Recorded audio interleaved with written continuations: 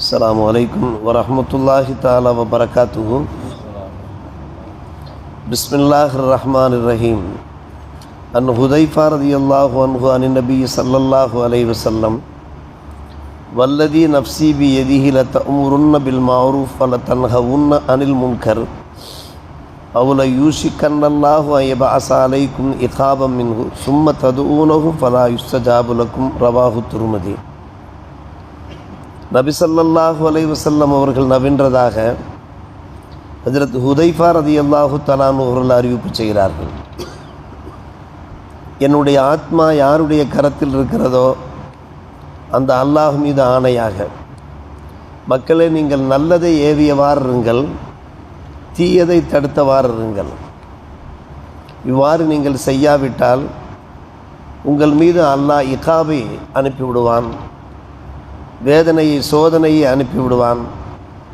அந்த நேரத்தில் நீங்கள் துவா செய்தீர்கள் என்றால் அந்த துவா உங்களுக்கு ஒப்புக்கொள்ளப்படாமல் போய்விடும் என்று நபிகள் நாயகம் ஸல்லல்லாஹு அலைஹி வஸல்லம் அவர்கள் அறிவுரை பகிர்ந்தார்கள். தொடர்ந்து நாம் அல் அம்ரு பில் மஅரூஃப் வன் நஹ்யு அனில் முன்கரில் ஈடுபட்டு கொண்டே இருக்க வேண்டும். நல்லதை ஏவி தீயதை தடுத்து கொண்டே இருக்க வேண்டும். அவ்வாறு நாம் செய்யாவிட்டால் நன்மைகள் நடைபெறாமல் போய்விடும், தீமைகள் மலிந்து போய்விடும். தீமைகள் மலிய ஆரம்பித்து விட்டால், பரவ ஆரம்பித்து விட்டால் என்ன விளைவு ஏற்படும் என்பதை பெருமானார் எச்சரிக்கிறார்கள். என்ன விளைவு ஏற்படும்? அல்லாஹுடைய புறத்திலிருந்து அதாபு இறங்க ஆரம்பிக்கும், துன்பங்கள், துயரங்கள் தொடர ஆரம்பிக்கும். அதாபு இறங்க ஆரம்பித்ததற்கு பின்னால் என்னதான் நீங்கள் அல்லாஹ்விடத்திலே துவா செய்தாலும் அல்லாஹ் அந்த துவாவை ஏற்க மாட்டான். அது வேஸ்ட் ஆகிவிடும். நீங்கள் கேட்கிற அந்த பிரார்த்தனைகள் விழலுக்கு இறைத்தனியராக ஆகிவிடும் என்று நபிகள் நாயகம் ஸல்லல்லாஹு அலைஹி வஸல்லம் அவர்கள் எச்சரிக்கை பண்ணுகிறார்கள்.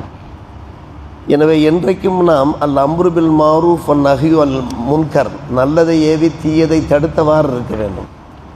பலமுறை நாம் தெரிந்த ஒரு பிரபல்யமான ஹதீஸ் தான் ஹஜ்ரத் அபூ சயீத் அல் குத்ரி ரலியல்லாஹு அன்ஹு அவர்கள் அறிவிக்கிற அன்னல் மொழி. உங்களில் யாராவது பாவத்தை கண்டால் தம்முடைய கரத்தால் அதை மாற்றட்டும், திருத்தட்டும்.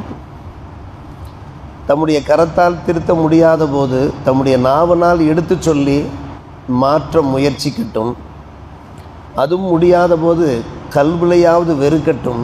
இப்படி முன்கர் நடக்கிறதே, பாவகாரியங்கள் நடக்கின்றனவே, யா அல்லாஹ், இம்மக்களுக்கு நீ ஹிதாயத்து செய்து நல்லொரு பாலிப்பாயாக என்று மனதால் வெறுத்து அல்லாஹ்விடத்தில் துவா செய்யட்டும்.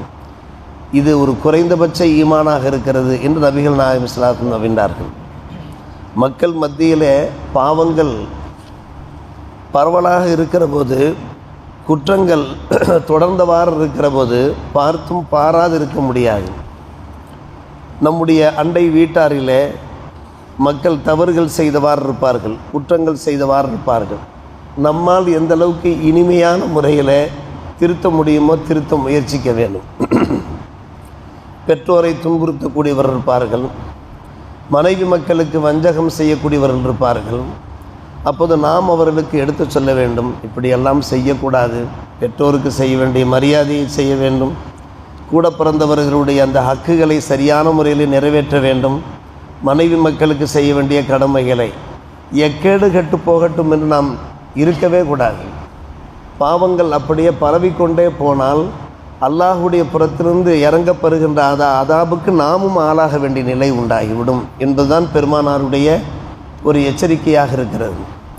போதை பழக்க வழக்கங்களிலே அடிமையாக இருந்தார்கள் என்றால் அவர்களை அழைத்து ஒரு அன்போடு பாசத்தோடு, இது உமக்கு நல்லதல்ல, உமக்கு தீமையான ஒரு விஷயம், இது உன்னுடைய சிறு மூளையை கெடுத்து விடுமே, அதனால் உங்களுடைய குடும்பங்கள் பாதிக்கிறார்களே, உங்களுடைய பிள்ளைகள் பாதிப்பார்களே என்று அவர்களுக்கு இயன்ற மட்டும் ஒரு நல்லுபதேசம் செய்ய வேண்டும். சமுதாயத்திற்கு மத்தியில் எங்கெல்லாம் முன்கருகள் நடைபெற்றவாறு இருக்கிறதோ அந்த முன்கருகளை மாற்ற, அந்த தவறுகளை, பாவங்களை மாற்ற நம்மிலே ஒவ்வொருவருக்கும் அதனுடைய பங்களிப்பு இருக்கிறது. ஒவ்வொருவருக்குமே ஒரு கல்யாண மேடையிலே ஒரு அனாச்சாரம் நடக்கிறது என்றால் நம்மால் இயன்ற அளவுக்கு அந்த அனாச்சாரத்தை ஒழிக்க நாம் பார்க்க வேண்டும். மாப்பிள்ளைகளுக்கு மோதிரம், தங்க மோதிரம் போட்டு விடுவார்கள், தங்க செயின் அணிவிப்பார்கள். அப்போதெல்லாம் இது ஆண்கள் அணியக்கூடாது, தயவுசெய்து தவிர்த்து கொள்ளுங்கள் என்று குறைந்தபட்சம் நாம் சொல்லக்கூடாதா? தாராளமாக சொல்லலாமே. திருமணத்தின் போது வீடியோ எடுக்கிறார்கள். வீடியோ எடுக்கிறவ சற்று வரம்பு மீறி நடக்கிறார்கள், கழுத்தை தாண்டி கொண்டு செல்கிறார்கள். இது இந்த அளவுக்கு தேவையா? மாலை சூட்டியதற்கு பின்னாலே மறுபடியும் மாலை சூட்டுவது போன்று கையை வையுங்கள், போஸ் கொடுங்கள் என்கிறார்கள். இதையும் பார்த்தும் பாராமல் இருக்கிறோமே. எல்லாவற்றுக்கும் மேலாக பெண்கள் பக்கம் சென்று வீடியோ எடுக்கிறார்களே, இதையெல்லாம் நாம் தடுக்கக்கூடாதா? பெண்களுடைய முகங்களை அந்நிய ஆடவர்கள் பார்க்க வேண்டுமா? இதை தாண்டி திருமணம் முடிந்த கையோடு மாப்பிள்ளையும் பெண்ணையும் மேடை ஏற்றி அவர்களோடு குரூப் ஃபோட்டோ எடுக்கிறார்கள். அந்நியர்கள் பார்க்கிறார்களா இல்லையா? இதை தடுக்க வேண்டுமா இல்லையா? சற்று யோசித்து பார்க்க வேண்டும். மார்க்கத்தில் எது புறம்பான விஷயங்களாக இருக்கிறதோ அந்த புறம்பான விஷயங்களை தடுக்க வேண்டிய ஒரு கடமை ஒவ்வொரு மூமினுக்கும் ஒவ்வொரு முஸ்லிமுக்கும் உண்டு. அந்நசீஹத்துலில்லா என்று ஹதீஸில் வருகிறது. தீன் என்றாலே, மார்க்கம் என்றாலே அல்லாஹுக்காக நலவை நாடுவது, நன்மையை நாடுவது என்று இருக்கிறது. எனவே இது போன்ற பல விஷயங்கள் இருக்கிறது. இதை நாம் இயன்று மட்டும் நம்முடைய வாழ்க்கையில் கடைபிடிக்க வேண்டும். இதோ பெருமானார் ரசூலே கரீம் ஸல்லல்லாஹு அலைஹி வஸல்லம் அவர்கள் பல்வேறுபட்ட உபதேசங்கள் செய்கிறார்கள்.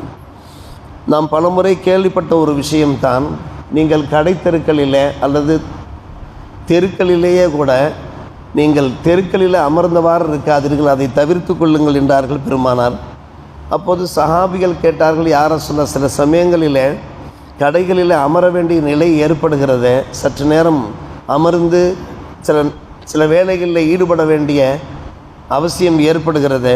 அப்போது பெருமானார் ரசூலே கரீம் ஸல்லல்லாஹு அலைஹி வஸல்லம் சொன்னார்கள், அது உங்களுக்கு தேவையானால், கடைகளில் அமர வேண்டிய தேவை உங்களுக்கு ஏற்படுமானால், சாலைக்கென்று பாதைக்கென்று சில ஹக்குகள் இருக்குது, அந்த ஹக்குகளை சரியான முறையில் நிறைவேற்றுங்கள். அது என்ன ஹக்கு யா ரசூலல்லாஹ்? சொன்னார்கள் நபிகள் நாயகம் ஸல்லல்லாஹு அலைஹி வஸல்லம் அவர்கள், நீங்கள் தெருக்களிலேயும் பஜார்களிலேயும் மார்க்கெட்டுகளிலேயும் அமர்கிற போது அந்நிய பெண்களெல்லாம் சென்று கொண்டிருப்பார்கள். அந்த நேரத்தில் உங்களுடைய பார்வையை தாழ்த்த வேண்டும். அதுதான் பாதைகளுக்கு செய்ய வேண்டிய ஹல்லுல் பசர் வ கஃபுல் அதா. அங்கே ஏதாவது இடர்பாடுகள் இருக்குமானால் அந்த இடர்பாடுகளை நீங்கள் அகற்ற வேண்டும். ரத்து சலாம், சலாம் சொல்ல வேண்டும். சலாம் சொன்னால் பதில் சலாம் சொல்ல வேண்டும். வல் அம்ரு பில் மாரூஃப் வன் நஹி அனில் முத்தாய்ப்பாக சொல்கிறார்கள். அப்படி உட்கார வேண்டிய அவசியம் இருக்குமானால் அங்கே நல்ல விஷயங்களை ஏவியவாறு இருக்க வேண்டும், தீய விஷயங்களை தடுத்தவாறு இருக்க வேண்டும். பாங்கு சொல்லியிருப்பார்கள், பாங்கு சொல்லியதற்கு பின்னாலும் கூட அங்கே கதைகள் பேசி கொண்டிருப்பார்களே. நீங்கள் தொழுவதற்காக வேண்டி பள்ளிவாசலுக்கு புறப்பட்டு வருவீர்களே, அப்போது 4 வார்த்தைகள் சொன்னால் என்ன? வாருங்கள் தொலைப்போவோமே, தொழுகையில் இவ்வளோ பெரிய பரக்கத்து இருக்கிறத என்று ஒரு 4 வார்த்தைகள் பேசக்கூடாதா? நாம் மட்டும் பள்ளிவாசலுக்கு புறப்பட்டு வந்தால் போதுமா? அந்த அல்-அம்ரு பில் மாரூஃப் வன் நஹி அனில் முன்கர் வேண்டுமா வேண்டாமா?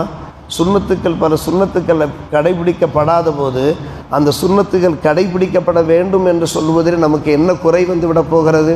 அப்படியானால் இந்த கடமை, இந்த பொறுப்பு ஒவ்வொரு முஸ்லிமுக்குமே உண்டு.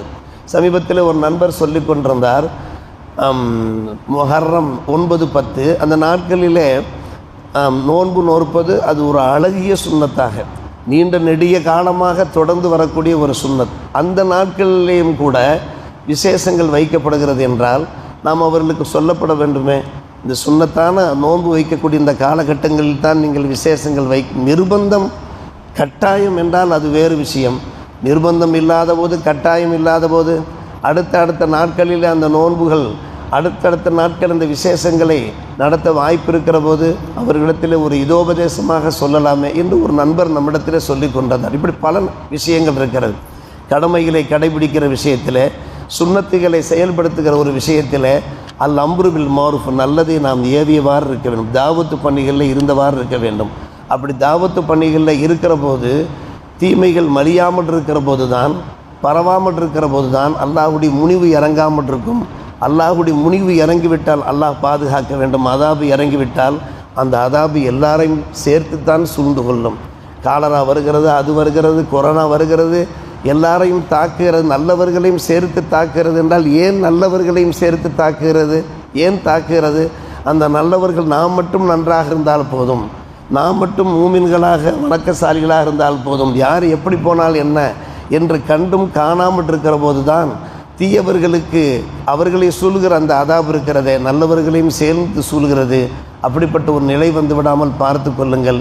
நல்லதை ஏவிரி தீயதை தடுத்தவாருங்கள் என்கிற பெருமானார் ரசூலை கரீம் ஸல்லல்லாஹு அலைஹி வஸல்லம் அந்த நல்ல அறிவுரை நம்முடைய வாழ்க்கையிலே கடைபிடிப்போம். அல்லாஹ் நம்ம எல்லோருக்கும் நல்லொரு புரிவானாக. வாஹிரு தாவானா அல்ஹம்துலில்லாஹி ரப்பில் ஆலமீன்.